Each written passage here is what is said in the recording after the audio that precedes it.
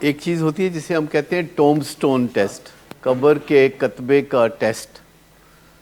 آپ نے دیکھا ہوگا کہ کبھی قبرستان آپ گئے ہوں گے کسی کی دعا کے لیے، تو لوگوں کی قبروں کے اوپر کتبے لگے ہوتے ہیں اور ان کتبوں پہ کچھ باتیں لکھی ہوتی ہیں.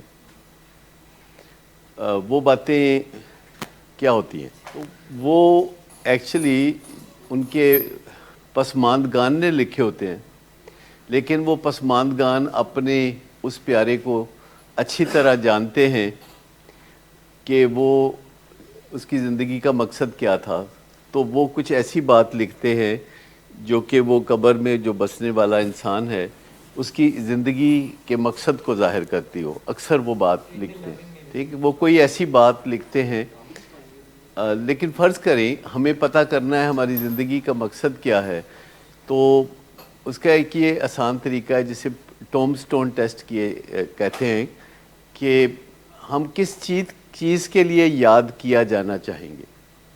یعنی ہمیں لوگ کس وجہ سے یاد کریں، ہے نا. یہ تو راؤنڈ اباؤٹ ہے، لیکن اگر اسپیسیفکلی ہو، ہے نا. لیکن آئنسٹائن اگر خود یہ لکھنا چاہتا کہ مجھے کس وجہ سے یاد کرے تو وہ کیا لکھتا؟ تو وہ کیا کہنا چاہ رہا ہے کہ وہ بہت کریٹیو آدمی ہے اور وہ کہانیاں بناتا ہے، تو وہ کہانی کار ہے، یہ اسٹوری ٹیلر. ٹھیک، اس طرح ہر انسان دنیا میں کچھ کرنا چاہتا ہے اور یہ اس کو پتہ نہیں ہوتا کہ وہ کچھ کیا ہے جو کہ وہ کرنا چاہتا ہے. لیکن پھر اس کے لیے طریقہ کار ہے جس سے ایکسپلور کیا جا سکتا ہے، کیونکہ جب تک ہم اپنا مقصد حیات ایکسپلور نہیں کرتے ہمیں گولز کے لیے بھی رہنمائی نہیں ملتی. کیونکہ مقصد حیات ایک ایسی چیز ہے جو گولز کو ٹیل ونڈ دیتا ہے. ٹیل ونڈ پتہ ہے آپ کو؟ جہاز کو پیچھے سے ہوا جب ملتی ہے تو وہ تیزی سے اڑتا ہے اور وہ منزل پہ کچھ وقت سے پہلے پہنچتا ہے. اس کو ٹیل ونڈ کہتے ہیں. جیسے پاکستان سے اگر کوئی جہاز سعودیہ جا رہا ہو تو 1 گھنٹے کا فرق پڑتا ہے اگر ٹیل ونڈ ملے. 1 گھنٹہ پہلے پہنچتا ہے اگر ٹیل ونڈ ملے. فیول بھی ہے کم خرچ ہوگا، بہت کم، ظاہر ہے ٹائم بھی بچے گا تو فیول بھی کم خرچ ہوگا. تو مقصد حیات جو ہے انسان کا، یہ اسے رہنمائی دیتا ہے کہ آیا کوئی گول مقصد حیات سے میچ کرتا ہے کہ نہیں. مثال کے طور پر ہمارا ڈائبیٹکس انسٹیٹیوٹ ہے اور ہم سارا دن وہاں مریضوں کو یہ کہتے رہتے ہیں کہ مٹھائی نہ کھائیں، حلوہ نہ کھائیں، میٹھی چیزیں نہ کھائیں. لیکن اگر ہم ایک اور کاروبار کرنا چاہیں اور وہ مٹھائی کی دکان ہو تو آپ کیا سمجھتے ہیں کہ وہ ہمارے مقصد حیات کے مطابق ہے یا اس سے کلیش کر رہا ہے؟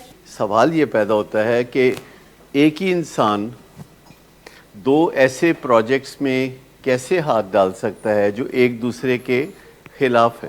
یہ بعض اوقات یہ جو ڈسکریپنسی ہے، یہ جو تضاد ہوتا ہے، یہ بہت مشکلات پیدا کرتا ہے. لیکن اگر آپ کا مقصد حیات کلیئر ہو اور آپ اس کے مطابق گول بنا رہے ہوں تو آپ کے اندر وہ مشکلات نہیں آتی جو کہ رکاوٹیں پیدا کرنے والی مشکلات ہیں. تو کوئی نہ کوئی مقصد حیات جب آپ اپنا پہلے پتہ کرتے ہیں، ہوتا آلریڈی ہے، یہ آپ ایکسپلور کرتے ہیں. جیسے لوگ مجسمہ نکالتے ہیں چٹان میں سے، تو مجسمہ پہلے ہی چٹان میں کہیں موجود ہوتا ہے، لیکن مجسمہ ساز کچھ چٹان کے حصوں کو ہٹا دیتا ہے تو اندر سے کوئی مجسمہ نکلتا ہے. تو اگر ہم اپنے مقصد حیات کو جاننا چاہتے ہیں، کیونکہ وہ ٹیل ونڈ ہے، آپ کو پھر سستی نہیں ہوگی، پھر آپ ٹال مٹول نہیں کریں گے، آپ پروکریسٹینیشن نہیں کریں گے. جیسے اگر کوئی بندہ کسی ایسے جاب میں ہو جو اس کے مقصد حیات کے مخالف ہو پر وہ وہاں جاب کرتا ہے روزی روٹی کمانے کے لیے، تو اس کا دل نہیں کرے گا، سارا دن ٹائم کل کرنا جاب پہ اس کو بڑا مشکل ہو جائے گا.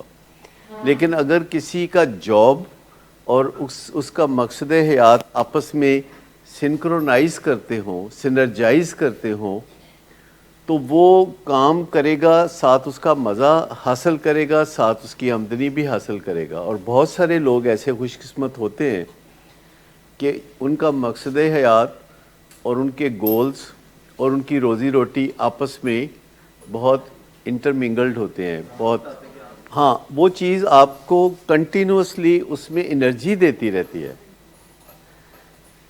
اور جتنے بھی لوگ ایڈکشن میں مبتلا ہوتے ہیں ان کا اصل مسئلہ یہی ہوتا ہے کہ انہوں نے بر وقت اپنا مقصد حیات نکالا نہیں ہوتا، اس کا تجزیہ نہیں کیا ہوتا، اس کو ڈیزائن نہیں کیا ہوتا، اس کی معلومات حاصل نہیں کی ہوتی، اور یہ پھر کوئی ایسا کام کر رہے ہوتے ہیں جس سے کہ ان کو بدمزگی ہوتی ہے اور جس سے موڈ خراب ہوتا ہے. ہر وہ بندہ جس کا مقصد حیات طے شدہ نہیں ہوگا، گول مول ہوگا، معلوم نہیں ہوگا، تو اس کو بدمزگی ہوگی. اب دیکھیں کئی لوگ ایسے ہیں جن کا پروفیشن، ان کا مقصد حیات اور ان کی تفریح آپس میں سنکرونائز کرتی ہے، تو ایسے لوگوں کو بدمزگی نہیں ہوگی. جب ان کو کام میں ہی مزہ آئے گا تو وہ جب اپنے کام کو ہی انجوائے کریں گے تو ان کا موڈ خراب نہیں ہوگا. اگر آپ اپنے کام کو انجوائے کرتے ہیں، آپ جو کرتے ہیں آپ کو اس کا مزہ آتا ہے. جیسے کچھ لوگوں کو اپنے کام میں مزہ نہیں آتا، ان کو اپنے کام میں بدمزگی ہوتی ہے، ان کی طبیعت کے خلاف ہوتا ہے کام، لیکن وہ بے روزگاری کی وجہ سے یا کچن چلانے کے لیے وہ مجبوراً وہ کام کر رہے ہوتے ہیں، وہ ان کو اپنا جاب پسند نہیں ہوتا. تو بہت سارے والدین بہت سارے معاملات میں اپنی اولاد کے اوپر تھوڑی زبردستی کرتے ہیں. کبھی اولاد کو رہنمائی دینا ضروری بھی ہوتا ہے، پر کبھی ان کے دل کی بات مان لینا اچھی بات بھی ہے کہ ان سے پوچھ لیا جائے کہ وہ کیا کرنا چاہتے ہیں، اور اگر وہ کوئی بہت نامناسب بات نہیں ہے تو انہیں مجبور نہیں کرنا چاہیے کہ خاندانی پروفیشن میں آئیں یا وہ کریں جو کہ والدین چاہتے ہیں. جبکہ بہت سارے لوگوں کے اندر ایک پیشن ہوتا ہے کوئی کام کرنے کا، اور وہ کام ان کے ماں باپ کو اتنا پسند نہیں ہوتا. ماں باپ کو اس میں کوئی لو فیلنگ ہوتی ہے. اگر ماں باپ بہت ویل پلیسڈ ہوں، بہت اونچے سٹیٹس کے حامل ہوں، اور ان کا بیٹا کوئی ایسا کام کرنا چاہتا ہے کہ جو شان و شوکت والا نہیں ہے، جو بڑھائی جس کی بیان نہیں کی جا سکتی، ماں باپ چاہتے ہیں نا کہ وہ کہیں جب جائیں تو اپنی اولاد کی بڑھائی بیان کریں. وہ جو بڑھائی بیان کرنے کا شوق ہے والدین کو، یہ ان کی کوئی اپنی ناتمام تمنا ہے جس کا بوجھ وہ اپنے بچوں پہ ڈال رہے ہوتے ہیں. جب آپ کے درمیان اور والدین کے درمیان اختلاف رائے پیدا ہوتا ہے تو اسے ڈیسنٹ طریقے سے کنڈکٹ کرنا چاہیے. یعنی جب آپ کے اور کسی کے درمیان اختلاف رائے پیدا ہوتا ہے، ایک چیز ہوتی ہے جس کو ہم کہتے ہیں ایموشنل ایجلٹی. ایموشنل ایجلٹی کبھی سنا لفظ؟ ایموشنل تو پتہ ہے جذباتی، ایجلٹی کا مطلب ہوتا ہے متحرک ہونا. جیسے فزیکل ایجلٹی ہوتی ہے، کئی لوگ فزیکلی بہت انرجی رکھتے ہیں، جی پھرتیلے ہوتے ہیں، وہ متحرک ہوتے ہیں، ان کے اندر بڑی انرجی ہوتی ہے. لیکن جب جذبات کا معاملہ آتا ہے تو وہ پھرتیلے نہیں ہوتے. وہ ایک جذبے سے دوسرے جذبے کی طرف جانا ان کو بہت مشکل ہوتا ہے. ان کے اندر ریجیڈیٹی ہوتی ہے، وہ ایک جذبے کے اندر پھنس جاتے ہیں تو اس جذبے کے مطابق چلنے لگتے ہیں، اپنی زندگی کے اصل مقصد کو وہ بھول جاتے ہیں. جیسے ایک بندہ ہے جس کا کوئی اصل مقصد ہے، اور وہ اصل مقصد یہ ہے کہ وہ اپنے ماں باپ کے ساتھ عزت سے پیش آئے، یہ اس کی ویلیو ہے. اصل مقصد ہے کہ وہ اپنے لائف پارٹنر کے ساتھ اچھے انداز میں بات چیت کرے. لیکن جب وہ غصے میں آ جاتا ہے تو وہ یہ اصل مقصد بھول جاتا ہے، اور اپنے ماں باپ کے ساتھ اور اپنے لائف پارٹنر کے ساتھ وہ بدتمیزی کرنے لگتا ہے. اور تھوڑی دیر کے لیے اس کو لگنے لگتا ہے کہ یہ جو میں بدتمیزی کر رہا ہوں نا، یہ میں بالکل ٹھیک کر رہا ہوں. وہ اپنے جذبات سے رہنمائی لینے لگتا ہے. جذبات رہنمائی کے لیے نہیں ہوتے، جذبات ڈائریکشنز کے لیے نہیں ہوتے. ہمارے جذبات فیڈ بیک ہوتا ہے کہ کوئی چیز ہمیں اچھی لگ رہی ہے کہ بری لگ رہی ہے. جذبات کا صرف یہ تعلق ہے. اگر ہمیں غصہ آیا ہے تو اس کا مطلب ہے کہ کوئی چیز ہمیں اچھی نہیں لگ رہی, کوئی بات ہمیں مناسب نہیں لگ رہی اور ہمیں غصہ آ گیا ہے. لیکن آپ یہ جان لیتے ہیں کہ گڑبڑ کہیں کوئی ہے, پر یہاں آپ کا جو غصہ ہے یعنی جو آپ کا جذبہ ہے اس کا کام ختم ہو چکا ہے. اب آپ غصے سے رہنمائی لے کے تھپڑ نہیں ماریں گے.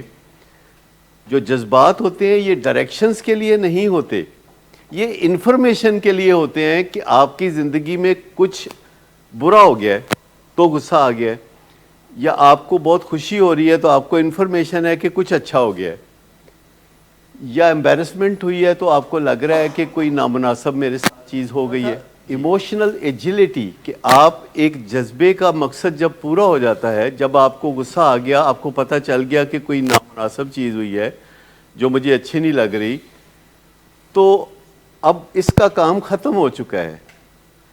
اب آپ پھرتی سے اس جذبے سے نکل کے اگلے جذبے میں چلے جائیں, جس کا مطلب ہے کہ اب آپ نے کوئی سولوشن کرنا ہے, اب آپ نے کوئی ریمیڈی کرنی ہے. اس کو کہتے ہیں ایموشنل ایجیلٹی, ایک جذبے کو پیچھے چھوڑ کے ایک نئے ضروری جذبے کی طرف بڑھ جانا. ایجیلٹی یہ لفظ ہے پھرتیلا پن جسے کہتے ہیں. ایک ہے ریجیڈیٹی, کہ جس میں ریجڈ ہو جانا اور اکڑ جانا, ایک جگہ اس چیز میں پھنس کے رہ جانا. اچھا, ایک چیز ہوتی ہے فریجلٹی, یہ کہتے ہیں ہینڈل ود کیئر, فریجائل. تو اس کے ساتھ ہی ایک ایموشنل فریجلٹی ہوتی ہے جس میں دل ٹوٹ جاتا ہے, جس میں بندہ بالکل بھٹا ہی بیٹھ جاتا ہے. یہ جو فریجلٹی ہے, ایموشنل فریجلٹی, تو ہمیں پتہ ہونا چاہیے کہ کس وقت ہم ایموشنل فریجلٹی کے اندر جا رہے ہیں, اور اس وقت ہمیں ٹائم آؤٹ لے لینا چاہیے. جیسے کہ اگر والد سے بات ہو رہی ہے اور کوئی آپس میں ایک دوسرے کے ساتھ اچھے طریقے سے بات چیت نہیں چل رہی, تو اس کا مطلب یہ ہے کہ تھوڑا ٹائم آؤٹ لینے کی ضرورت ہے. لیکن اپنی جو کور ویلیوز ہیں, جیسے آپ کی بھی کور ویلیو یا مقصد حیات اگر پوچھا جائے تو آپ یہ کبھی بھی نہیں کہیں گے, آپ پوری ایمانداری سے یہی کہیں گے کہ والد کی عزت کرنا میری کور ویلیو ہے یا میرا مقصد حیات ہے. ہم سب کا مقصد حیات والدین کی عزت کرنا ہے, کیونکہ وہ ہمیں بہت بچپن سے بتا دیا جاتا ہے, ہماری گھٹی میں پڑا ہوا ہے. لیکن جب ہمیں غصہ آتا ہے اور ہم آپس میں اپسیٹ ہو جاتے ہیں تو ہم تھوڑی دیر کے لیے یہ میسمرائز سے ہو جاتے ہیں اور ہمیں لگتا ہے کہ اس سچویشن میں بدتمیزی بنتی ہے, جبکہ ایکچولی نہیں بنتی. دیکھیے, ایک چیز ہوتی ہے ریوالونگ ڈور. کبھی آپ نے ریوالونگ ڈور دیکھا, جو گھومتے ہوئے دروازے میں آپ داخل ہوتے ہیں اور وہ دروازہ گھومتا رہتا ہے اور آپ کو کبھی داخلے کی اپرچونٹی ملتی ہے, کبھی نہیں ملتی, کبھی ملتی ہے, کبھی نہیں ملتی. تو یہ جو ریوالونگ ڈور مومنٹس ہوتے ہیں ہماری زندگی میں, یعنی جو بریف مومنٹ ہوتا ہے جس میں بہت تھوڑے وقت میں کچھ آپ نے کرنا ہوتا ہے, کہ ایک سٹیمولس ملا ہے, کسی نے ڈانٹ دیا ہے, کسی نے کوئی بےزتی کر دی ہے تو سٹیمولس مل گیا, ایک رسپانس ہے کہ اب میرا بھی بےزتی کرنا بنتا ہے. حالانکہ بےزتی مجھے اچھی نہیں لگی, جو میری بےزتی ہوئی ہے وہ مجھے اچھی نہیں لگی, پر میں پھر بھی بےزتی کر کے ہی اس کا تدارک کرنا چاہ رہا ہوں. تو وہ جو ایک سٹیمولس اینڈ رسپانس ہے, اس کے درمیان جو ونڈو ہے وہ بہت چھوٹی سی ہے, وہ جو ریوالونگ ڈور مومنٹ ہے وہ بہت چھوٹا سا ہے. اس چھوٹے سے حصے میں اب آپ نے فیصلہ کرنا ہے, اور یہ چھوٹے سے حصے میں فیصلہ کرنا مشکل ہوتا ہے. جائے کہ آپ نے پہلے سے فیصلہ کر کے رکھا ہو کہ کبھی میرے اور والد کے درمیان کوئی اختلاف رائے پایا جائے گا تو میں نے یہ نہیں کرنا اور یہ کرنا ہے. اگر میں نے پہلے سے تیار کر کے رکھا ہوا ہے رسپانس, تو مجھے جو ہی موقع ملے گا میں وہ ریوالونگ ڈور میں داخل ہو جاؤں گا. لیکن اگر میں نے پہلے سے جواب تیار کر کے نہیں رکھا ہوا کہ مجھے کیا کرنا ہے, تو پھر اس سے پہلے کہ میں داخل ہوں دروازہ پھر آگے موو کر جائے گا اور میں تذبذب میں ہی دیکھتا رہ جاؤں گا. بات یہ ہے کہ اختلاف رائے سے کوئی مسئلہ نہیں ہوتا. مسئلہ ہوتا ہے جب اختلاف رائے کے اندر ہم ایک دوسرے کو تکلیف دہ جملے کہتے ہیں, نکتہ چینی شروع کر دیتے ہیں. ہم کہتے ہیں کہ آپ تو کبھی میری بات ہی نہیں مانتے, آپ تو ہمیشہ میری بےعزتی کرتے ہیں. یہ دو جملے کبھی بھی نہیں بولنے چاہیے, جو ہمیشہ اور آپ تو کبھی بھی نہیں. فیملی ممبرز کے ساتھ یہ فکریں کبھی بھی نہیں بولنے چاہیے کہ آپ تو کبھی بھی, جو ایبسلیوٹس ہیں, اور آپ تو ہمیشہ. ٹھیک, تو اگر یہ دو چیزیں کہنی چھوڑ دیں تو اس کا مطلب ہے کہ نکتہ چینی کے دو دروازے بند ہو گئے. اور نکتہ چینی ایک شکایت نہیں ہوتی, شکایت ہوتی ہے جو آج پیدا ہوئی ہے, جس کا آج میں تذکرہ کروں گا کہ ڈاکٹر اعجاز آج آپ سے مجھے یہ شکایت ہے اور آپ مہربانی کر کے اس کا یہ حل کر دیں, یہ میری ضرورت ہے. لیکن اگر میں پچھلے 5 سال کا احاطہ کرنے بیٹھ جاؤں گا اور چاروں طرف سے آپ کو میں گھیرنا شروع کروں گا نکتہ چینی سے, تو اس کو ہم کہتے ہیں چھٹا. چھٹا سمجھتے ہیں آپ؟ وہ جو برسٹ ہوتا ہے جو, ٹھیک. تو یہ نکتہ چینی جو ہے وہ نہیں کرنی. یہ قرآن پاک کی کچھ آیات ہیں جس میں اللہ تعالیٰ نے طے کر دیا. کیا طے کر دیا؟ کہ اگر تم اپنے ماں باپ میں سے ایک کو یا دونوں کو بڑھاپے میں پاؤ تو ان کے سامنے اف بھی نہ کرو.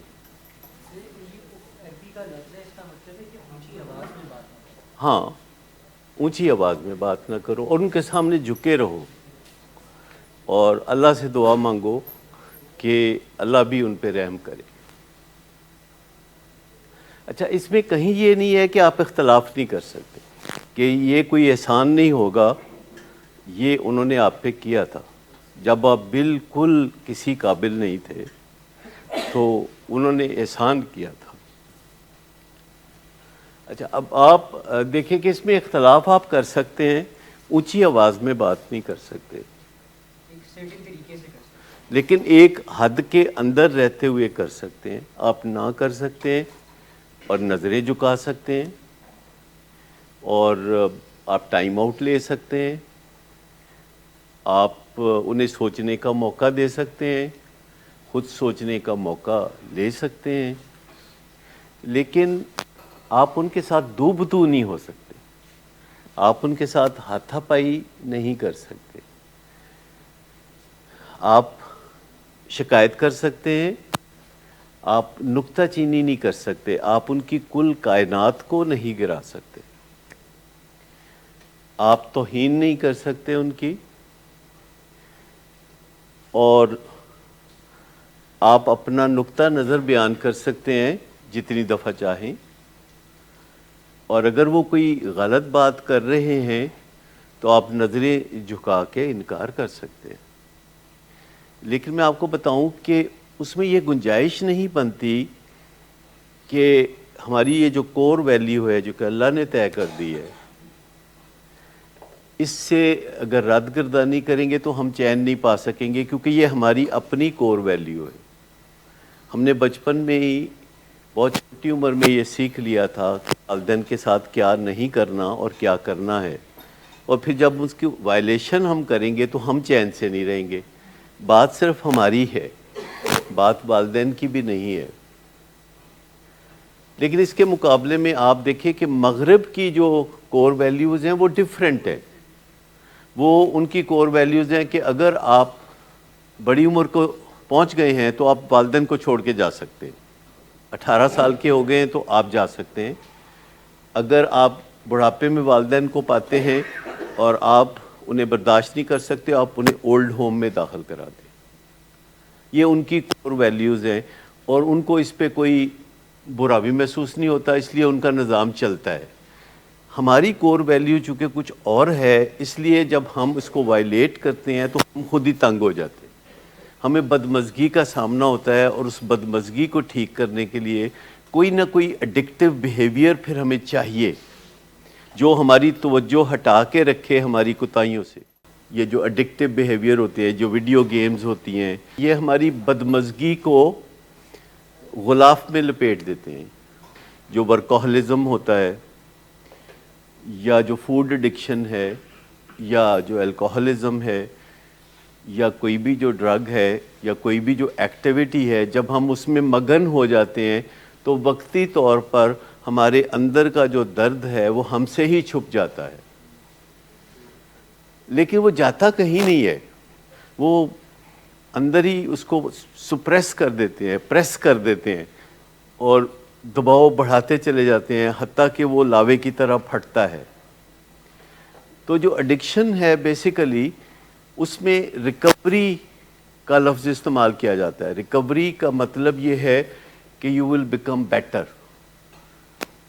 آپ پرفیکٹ نہیں ہوں گے، اس میں پرفیکشن از ناٹ دی گول. جو بھی ایڈکٹیو بیہیویئر ہوتے ہیں اس میں پرفیکشن از ناٹ دی گول.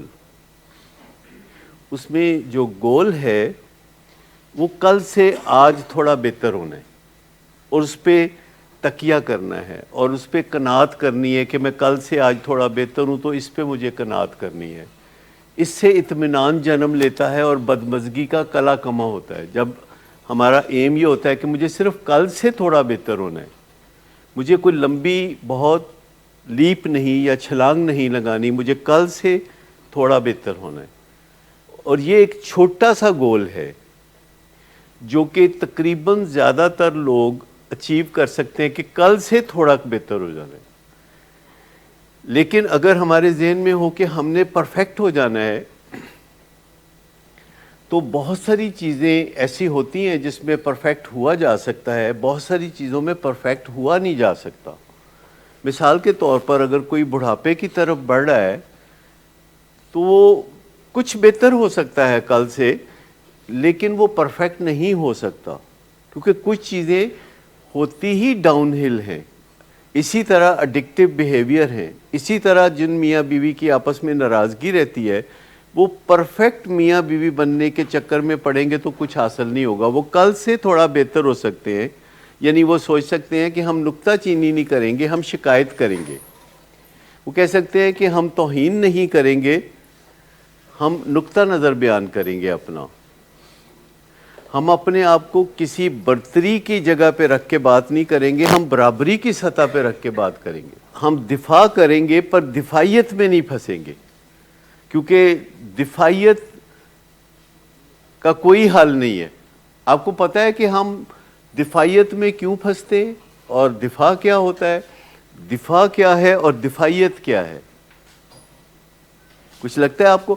دفاع یہ ہے کہ کسی ایک معاملے میں آپ کہتے ہیں کہ یہ میں بری الذمہ ہوں، یہ میں نے نہیں کیا، اور اس کے بعد آپ خاموش ہو جاتے ہیں، چاہے دوسرا تسلیم کرتا ہے یا نہیں کرتا یہ اس کا معاملہ ہے. پر دفاعیت یہ ہے کہ میری ضرورت ہے کہ میں اپنی صفائی پیش کرتا رہوں، میں کانسٹنٹلی مصروف رہوں اس بات میں کہ میں کسی نہ کسی طرح اپنی صفائی پیش کرتا رہوں. میں اپنی صفائی کیوں پیش کرنا چاہوں گا؟ مجھے آپ بتا سکتے ہیں میں کانسٹنٹلی اپنی صفائی کیوں پیش کرنا چاہوں گا؟ اچھا، یہ اس کی وجہ نہیں ہے. سائنس میں چیزوں کی چونکہ ریسرچ ہوتی ہے تو یہ اس کی وجہ ہرگز نہیں ہے. جو دفاعیت ہے اس کی 3 وجوہات ہیں جو ہم سب انسانوں میں یکساں طور پر پائی جاتی ہے جب ہم دفاعیت یا ڈیفینسونیس کو اپنا اوڑھنا بچھونا بنا لیتے ہیں. اور یہ 3 وجوہات ہیں جو کہ obsessions ہیں. obsession آپ سمجھتے ہیں؟ وہم ہے، وہم کو سمجھتے ہیں آپ؟ obsession، وہم، یعنی ہمیں لگتا ہے کہ ایسا ہے جبکہ ویسا نہیں ہوتا. مثال کے طور پر اگر آپ ایئرپورٹ جا رہے ہیں تو آپ کو وہم ہوتا ہے کہ آج جہاز گرے گا. اب یہ وہم ہے، یہ کوئی حقیقت نہیں ہے. ہوائی سفر سیفسٹ ہے، پر جب بھی ایئرپورٹ لوگ جاتے ہیں تو ان کو وہم ہوتا ہے. جب ٹرین کے سفر پہ جاتے ہیں تو اتنا وہم نہیں ہوتا. تو وہم کو آپ نے سمجھ لیا کہ اس کو انگریزی میں obsession یا فوبیا کہتے ہیں. فیئر وہ ہوتا ہے جو سچا ڈر ہوتا ہے، فوبیا وہ ہوتا ہے جو سچا ڈر نہیں ہوتا، بس ہمیں لگتا ہے. فوبیا اس چیز کو کہتے ہیں جو ہمارا وہم ہوتا ہے، فیئر اس چیز کو کہتے ہیں جو حقیقت ہوتی ہے. تو پہلا وہم جو کہ ہمیں دفاعیت پہ مجبور کرتا ہے وہ یہ ہوتا ہے کہ لوگ مجھے پسند نہیں کرتے، اگر میں نے صفائی نہ دی ہے تو بہت مسئلہ ہو جائے گا. یعنی کوئی بندہ جب اپنی بیوی کو صفائیاں دے جا رہا ہے تو اس کی وجہ یہ ہوتی ہے کہ اسے خیال ہوتا ہے کہ اگر میں صفائی نہیں دوں گا تو میری بیوی جو پہلے ہی مجھے پسند نہیں کرتی پھر مزید پسند نہیں کرے گی. آئی ول ناٹ بی لائکڈ، یہ پسند نہیں کیا جائے گا، چاہے وہ ماں باپ کے سامنے ہو، چاہے باس کے سامنے ہو، چاہے بیوی یا خامد کے سامنے ہو. تو یہ وہم دفاعیت کی طرف پش کرتا ہے کہ چونکہ میں پسند نہیں ہوں، اس کا اپنا وہم ہے. جب بیوی سے پوچھتے ہیں تو وہ کہتی نہیں مجھے تو آپ پسند ہیں، لیکن اس کو وہم ہے کہ مجھے بیوی پسند نہیں کرتی، یا مجھے باس پسند نہیں کرتا، یا مجھے فلاں بندہ پسند نہیں کرتا. تو یہ وہم کہ مجھے پسند نہیں کیا جا رہا، یہ دفاعیت پہ مجبور کرتا ہے. اور دوسرا وہم ہوتا ہے کہ میں قابل نہیں ہوں، میں نکما ہوں. یہ وہم ہوتا ہے کہ میں نکما ہوں، اور اگر میں نے اپنا دفاع نہ کیا، اپنے آپ کو بے قصور ثابت نہ کیا تو یہ بات ثابت ہو جائے گی کہ میں نکما ہوں، میں قابل نہیں ہوں. یہ دوسرا فوبیا ہے.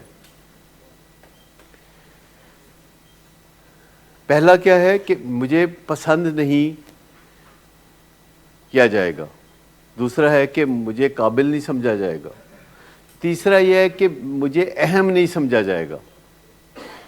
ہر کوئی چاہتا ہے کہ اسے اہم سمجھا جائے. کل ہمارے وزیر اعظم ترکی جا رہے ہیں، ان کے ہاں زلزلہ آیا ہے، تو اسی لیے جا رہے ہوں گے کہ انہیں اہم سمجھا جائے. کوئی پیسے پوسے دے کے آئیں گے، پیسے ہے نہیں ہمارے پاس،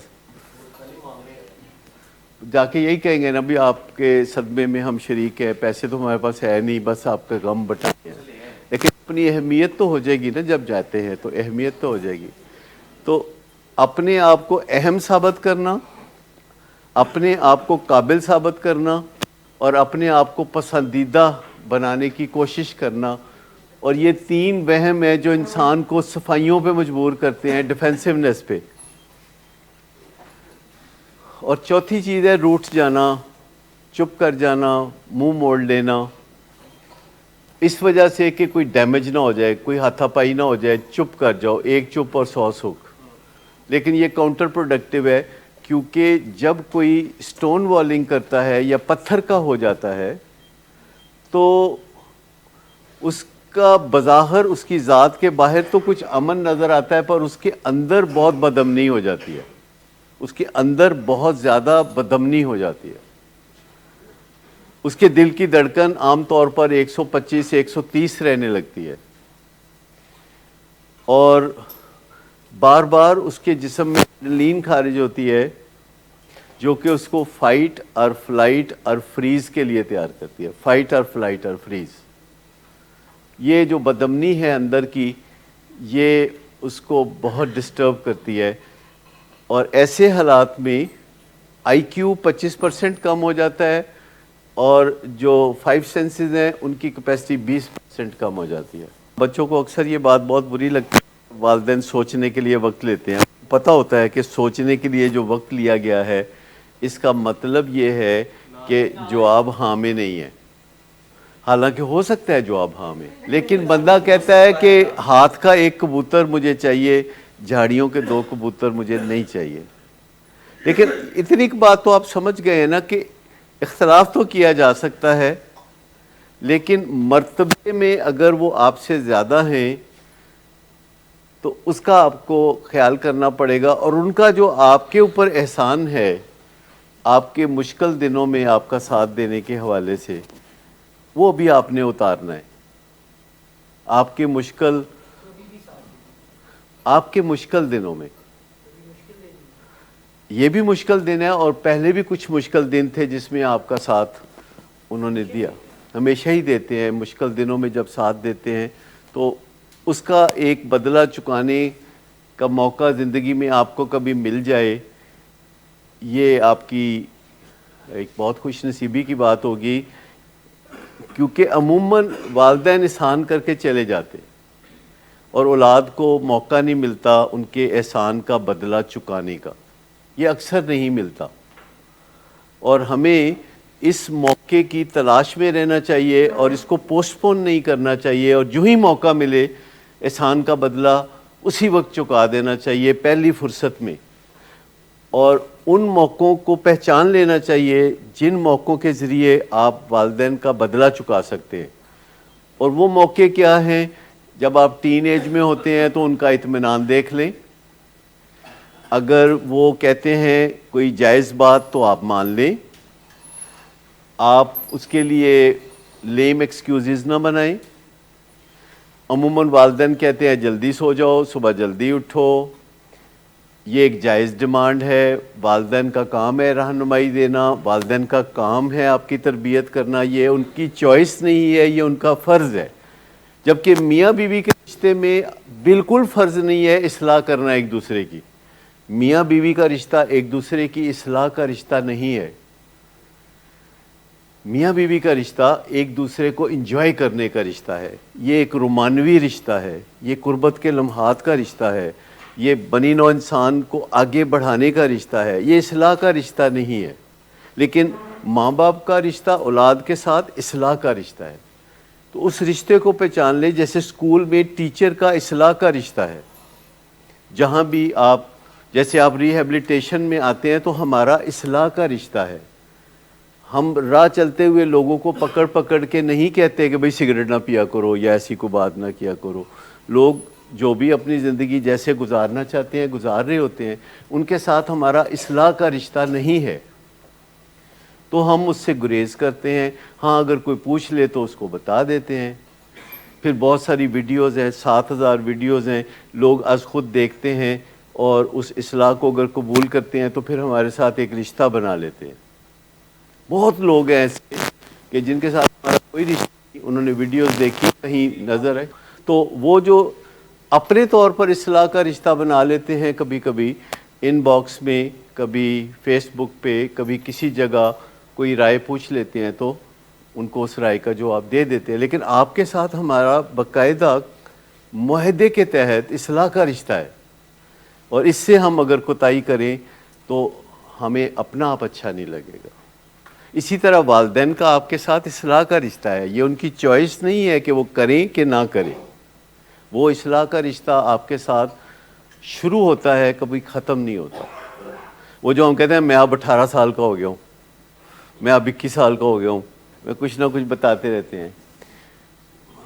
آج کا لبے لباب پھر یہ نکلا کہ ان کے ساتھ بات چیت کرتے ہوئے آپ نے اس بات کو یاد رکھنا ہے کہ ان کی غلط بات جو ہو وہ نہیں ماننی، اور وہ پولائٹلی ڈکلائن کرنی ہے، آنکھیں نظریں جھکا کے کہنا ہے کہ یہ میں نہیں کر سکتا، لیکن جو وہ صحیح بات کہیں اس کو ماننے کی کوشش کرنی ہے، اور ماحول آپس میں اچھا رکھنا ہے، سازگار ماحول رکھنا ہے ہمیشہ، اور ان کے بارے میں نیگیٹو ویوز کو کھو دینا ہے، شیڈ کر دینا ہے، ختم کر دینا ہے، کیونکہ وہ ایک پریویلیجڈ آدمی ہے فادر ہونے کی وجہ سے، وہ آپ کے لیے پریویلیجڈ ہیں اور لوگوں کے لیے نہیں ہے۔ چونکہ وہ آپ کے فادر ہیں تو آپ اپنے دوستوں سے جا کے جب ان کے بارے میں بات کریں گے تو آپ کے دوست اس معاملے کو نہیں سمجھ سکتے، کیونکہ آپ کے دوستوں کا ان کے ساتھ وہ رشتہ ہی نہیں ہے جو آپ کا ہے۔ اکثر ینگ لڑکے جو ہے جب آپس میں ملتے ہیں تو وہ باپ کے بارے میں کوئی نامناسب انداز میں تبصرے کرتے ہیں، جو کہ اچھا ہے کہ والدین تک نہیں پہنچتے، ورنہ والدین کو شاید دکھ ہو۔ لیکن میں آپ کو بتاؤں کہ بہت ساری ایسی چیزیں ہیں جو مشرقی اقدار ہیں، یہ ہماری اقدار ہیں، اور مغرب کے لوگ ان اقدار کو ترستے ہیں۔ کس طرح وہ اپنی اولاد کو جوان ہوتے ہی کھو دیتے ہیں، یہ ان کے اپنے نارمز ہیں جس کی وجہ سے وہ اپنا یہ قیمتی اثاثہ کھو دیتے ہیں، جس کا نتیجہ یہ نکلتا ہے کہ ہمیشہ کے لیے وچھوڑا ہو جاتا ہے، اور کبھی وہ واپس آتے ہیں پرندے اور کبھی وہ پرندے واپس نہیں آتے۔ لیکن میں آپ کو بتاؤں کہ کچھ چیزیں ہیں جو کہ بہت وردی ہوتی ہیں، بہت قیمتی ہوتی ہیں، اولاد ان میں سے ایک ہے۔ میں اکثر ذکر کرتا ہوں نا قصہ چہار درویش، وہ ایک کہانی میں لکھ رہا ہوں، ابھی وقت لگے گا اس میں، اس کا نام ہے قصہ چہار درویش۔ عرف میاں بیوی لڑتے کیوں ہیں یہ اس کا پورا نام ہے، پوری کتاب کا نام ہے قصہ چہار درویش عرف میاں بیوی لڑتے کیوں ہیں۔ اس میں 4 درویشوں اور ایک بادشاہ کی کہانی ہے، اور وہ بادشاہ کی کہانی اگر آپ اس کا تھوڑا سا حصہ سنیں تو آپ حیران رہ جائیں گے کہ اس بادشاہ کو کسی سوداگر نے ایک قیمتی ہیرا دیا، اور وہ ہیرا بادشاہ کو اتنا اچھا لگتا تھا کہ روزانہ صبح جب وہ دربار سے جاتا تھا تو وہ اپنے وزیروں کو سب سے پہلے وہ روزانہ ہیرا دکھاتا تھا۔ تو اس کا جو وزیر اعظم تھا، ایک دن اس نے کہا کہ بادشاہ سلامت، آپ بادشاہ سلامت ہیں، آپ اس ہیرے پہ اتنا ناز کرتے ہیں، یہ آپ کو زیب نہیں دیتا۔ ہمت کر کے وزیر نے کہہ دیا کہ اس ہیرے پہ آپ اتنا ناز کرتے ہیں، یہ آپ کو زیب نہیں دیتا، یہ آپ کو بڑا کبھی تکلیف ہوگی۔ بادشاہ سلامت نے اس کی بات کو نہیں سمجھا، لیکن بادشاہ کی عمر 45 سال تک پہنچ گئی اور اس کے پاس اولاد نہیں تھی۔ تو ایک دن بادشاہ سلامت کے آنسو نکل رہے تھے اور انہوں نے سلطنت کو چھوڑ دینے کا فیصلہ کیا اور جنگل میں جا کے تو بسنے اور بنواس لینے کا فیصلہ کیا۔ تو وہ وزیر ان کے سامنے آیا، کہتا ہے میں نے کہا تھا نا کہ اس ہیرے پہ اتنا ناز نہ کریں، اصل ہیرا جو ہے پتہ نہیں وہ آپ کو ملے گا کہ نہیں، اور وہ اولاد ہے۔ یعنی ان کا مطلب یہ تھا کہ اصل ہیرا جو ہے، جو ڈائمنڈ ہے، جو قیمتی سرمایہ ہے، جسے پھر تراشنا خراشنا ضروری ہے۔ ہیرے کے بارے میں آپ کو یہ تو پتہ ہے نا کہ اس کو پھر تراشنا خراشنا وہ ضروری ہے۔ ہیرا پالش کرنے سے، تراش خراش سے بنتا ہے۔ تو آپ سمجھیں کہ آپ وہ ہیرے ہیں جن کو آپ کے والدین تراش خراش کر رہے ہیں اور اپنے فرض سے کوتاہی نہیں کر رہے، وہ ہیرے موتیوں کے پیچھے نہیں پڑ رہے، وہ آپ ہی کو ہیرا موتی سمجھتے ہیں، اور اس وجہ سے کہ وہ آپ کو اتنے اونچے سنگھاسن پہ رکھتے ہیں، آپ اپنے دل میں ان کے لیے نرمی پیدا کر لیں، آپ ان کے سامنے آنکھوں کو گھمائیں نہ، آپ آنکھوں کے پردے گرائیں، اور خاموشی سے اگر انکار کرنا چاہیں تو انکار بھی کر سکتے ہیں۔ ہر وقت اقرار کرنا تو شاید کسی کے لیے بھی ممکن نہ ہو، لیکن جب والدین دنیا سے چلے جاتے ہیں نا تو ایک بڑی عجیب و غریب پچھتاوا ہوتا ہے کہ پھر آپ ان کے ساتھ واپس مل کے تو کوئی نہ تلافی کر سکتے ہیں، نہ معافی کر سکتے ہیں، نہ اضافی کر سکتے ہیں۔ تو وہ جو کہانی ہے قصہ چہار درویش، اس میں 4 شہزادے ہیں جن کی کہانی ہے، اور چاروں شہزادوں کی کہانی یہ ہے کہ ان کو کوئی نہ کوئی شہزادی پسند آ جاتی ہے، اور وہ شہزادی آگے سے شرطیں رکھتی ہے، وہ شرطیں پوری کرتے ہیں، اور پھر وہ شہزادی سے بیاہ کر لیتے ہیں، پھر ان کی شادی خراب ہونی شروع ہو جاتی ہے۔ وہ نکتہ چینی سے خراب ہوتی ہے، وہ توہین سے خراب ہوتی ہے، وہ دفاعیت سے خراب ہوتی ہے، اور سٹون والنگ سے خراب ہوتی ہے۔ اور آپ دیکھیں کہ شادی ایک ایسی عجیب و غریب چیز ہے کہ یہ عروج سے شروع ہوتی ہے اور زوال کی طرف چلنا شروع ہو جاتی ہے۔ The day somebody is married، جب وہ دن ہے جس میں کوئی کپل بنتا ہے، وہ ان کی زندگی کا بہترین دن ہوتا ہے، اور پھر ایوری ڈے اٹ ڈکلائنز، پھر وہ نیچے آنا شروع ہوتا ہے، چاہے جائے کہ آپ اس کو اٹھا کے سنبھال کے اوپر رکھیں۔ شادی ایک ایسا رشتہ ہے جو سب سے امپورٹنٹ رشتہ ہے، اور آپ خود بناتے ہیں۔ باقی رشتے بنے بنائے آتے ہیں، پھر اس رشتے میں سے بہت رشتے نکلتے ہیں، یہ موسٹ امپورٹنٹ رشتہ ہے، لیکن اس کی جو ریکگنیشن ہے، اس کو جو تسلیم کیا جاتا ہے، وہ آہستہ آہستہ کیا جاتا ہے، ایک دم سے تسلیم نہیں کیا جاتا۔ لیکن اس کے اندر جو سب سے بڑا امتحان ہے کہ یہ عروج سے شروع ہوتا ہے، اور پہلے دن ہی اس کا رخ زوال کی طرف ہوتا ہے، چاہے جائے کہ آپ کچھ کر لیں۔ جیسے کوئی جہاز جب آپ اڑاتے ہیں تو ہر وقت سینکڑوں قوتیں اس کو رستے سے ہٹا رہی ہوتی ہیں۔